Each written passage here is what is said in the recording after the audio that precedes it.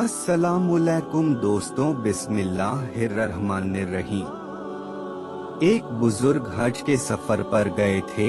जब वो एक जगह से गुजर रहे थे, उनके हाथ में एक थैला था, उसमें कुछ पैसे थे। अचानक एक चोर उनके हाथ से थैला छीनकर भाग गया।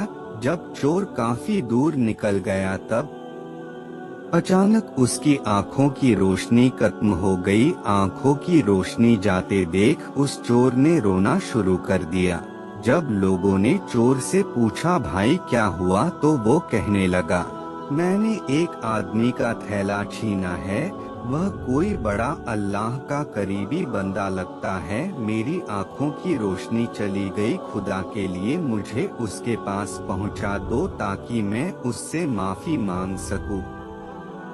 जब लोगों ने पूछा कि यह किस्सा कहाँ पेश आया, तो कहने लगा, फला नाई की दुकान के करीब पेश आया। लोग उसको उस दुकान पर ले गए और नाई से पूछा कि इस तरह का कोई आदमी यहाँ से गुजरा है, आप उसे जानते हो? उसने कहा, मुझे उसका घर तो पता नहीं है, मगर नमाज के लिए वह आते जाते रहते हैं। अगली नमाज के लिए फिर आएंगे।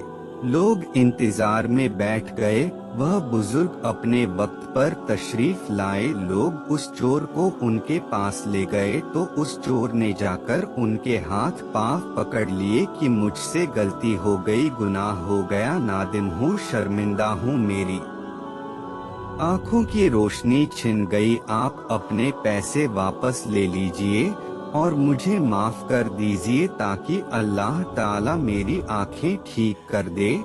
वह बुजुर्ग कहने लगे कि मैंने तो तुझे पहले ही माफ कर दिया है। यह सुनकर चोर बड़ा हैरान हुआ और कहने लगा, हजरत मैं तो आपका थैला छीनकर भागा और आप कहते हैं कि माफी मांगने से पहले ही माफ फरमा दिया। वह फरमाने लगे, हाँ मेरे दिल में कोई बात आ गई थी।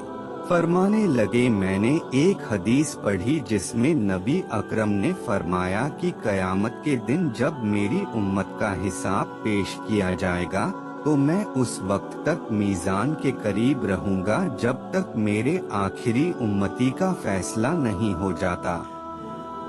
मेरे दिल में यह बात आई कि अगर मैंने इस चोर को माफ नहीं किया तो कयामत के दिन यह मुकदमा पेश होगा और जितनी देर मेरे मुकदमे का फैसला होने में लगेगी, अल्लाह के नबी अलैहिस्सलाम को उतनी देर जन्नत से बाहर रहना पड़ेगा। इसलिए मैंने माफ कर दिया कि न तो मुकदमा पेश होगा, नहीं मेरे महबूब को जन्नत में जाने में देर लगेगी, वह जल्द जन्नत में तशरीफ ले जाएंगे। आमीन।